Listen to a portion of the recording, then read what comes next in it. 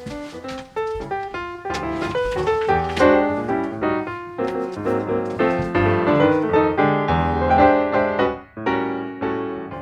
understand two-way feedback and why it matters, let's start with a quick test. Don't worry, there won't be a grade on this test. First, pick a popular teacher movie and think about its central problem. I'll give you a second. Now, for question number 2, think about the movie itself. What key scenes stand out in your memory, and who do they focus on? Or, if you can't remember the specific scenes, do you remember the movie poster? Who is the clear star standing out in the middle of it? Okay, I don't know what movie you chose, but I think I can guess the answers. For question 1, I'm guessing the movie revolves around a student, or more likely a group of students, who are struggling in some way. And the rising action builds towards the question of whether they will ever be able to transcend those struggles or not. And for the second question, my guess is that those key scenes, or the poster, likely didn't feature the students. Instead, the focus is likely on the teacher, putting her or him squarely in the middle of the shot, dispensing knowledge as the students sit at the periphery, often a bit blurred, playing the supporting role to the teacher's shining star. So was I right? And if so, maybe a more important question is, why are these movies like this?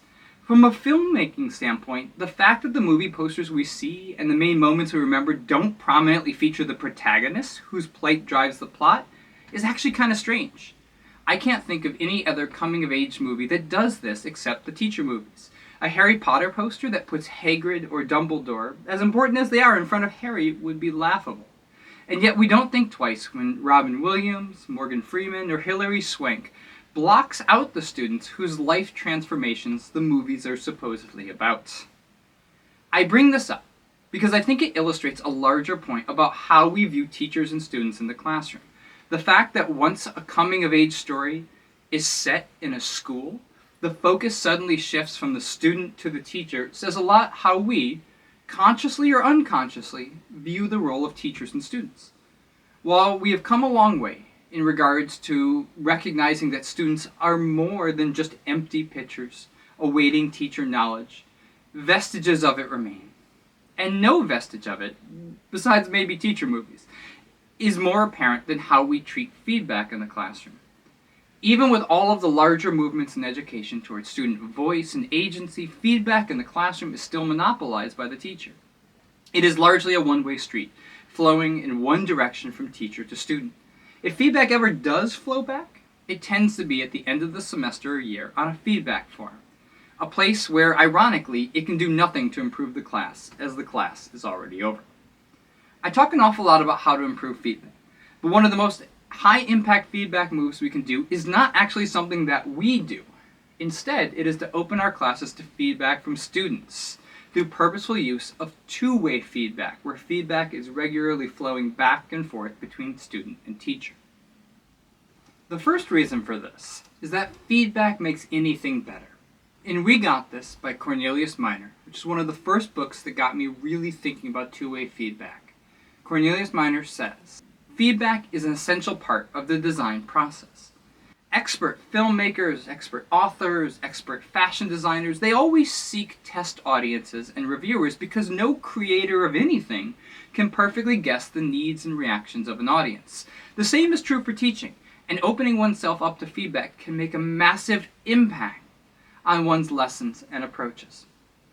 The second is that seeking student feedback is also an essential part of being a culturally responsive teacher. It's right there in the name.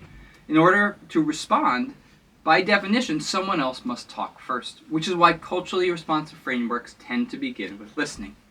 And there's good reason for that.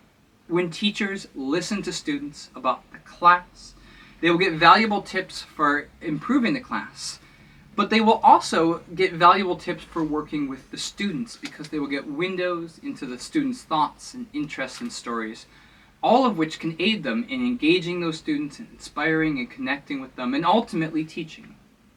The third is something that I mentioned in my last video, which is that when we ask for student feedback, we can then use that feedback to model how to receive and incorporate feedback. For example, Last year, on my first feedback form, there was a clear theme of students wanting a better organization of my Schoology page. When I made the changes based on the feedback I received, which did make my page much better, I shared with students how I did that and modeled for them how they could receive and use the feedback that I was just about to provide to them on their first paper. And lastly, for the students, being allowed to offer feedback that the teacher actually listens to and uses is one of the most powerful ways to build a classroom that feels like a partnership, because it is a tangible example that the students' voices and viewpoints matter to the teacher. When it comes to two-way feedback, there are a lot of advantages, but the biggest disadvantage is likely a matter of time and bandwidth. Teachers only have so much time, and they're required to do so much, that finding space to add anything else is not an easy task. But incorporating two-way feedback doesn't have to be overly time-consuming for either party. The key is to take the concept of flash feedback, which is my term for when a teacher finds ways to give feedback in a minute or less to students, and reverse it by finding ways for the students to offer us feedback that they can compose and we can receive quickly. Here are some potential ways to do that. The first is that the teacher can have weekly, bi-weekly, monthly, or end-of-unit Google Form check-ins. These don't have to take long, and yet they can generate a ton of great feedback that conveniently drops into one spreadsheet, making it really easy for the teacher to read as well.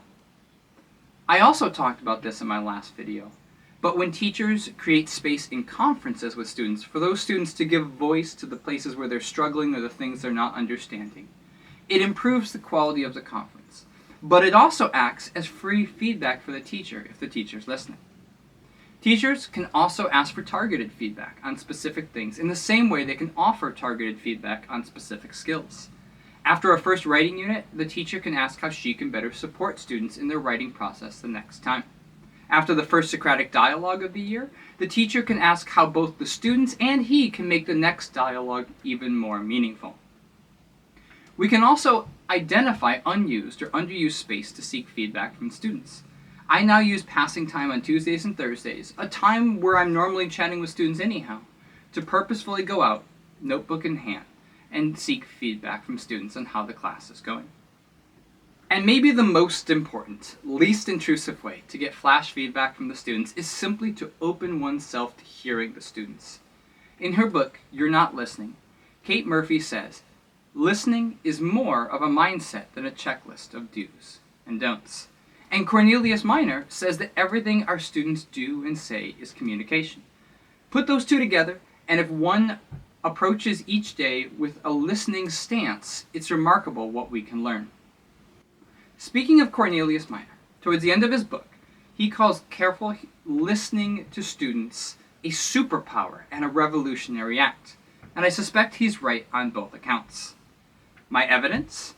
One year, in my film class, a student wrote a paper that was pretty critical of my choice of the movie Lady Bird, which had just come out and was very popular, because she said it was overly derivative of the earlier movie Real Women Have Curves by the groundbreaking Latinx director Patricia Cardoso.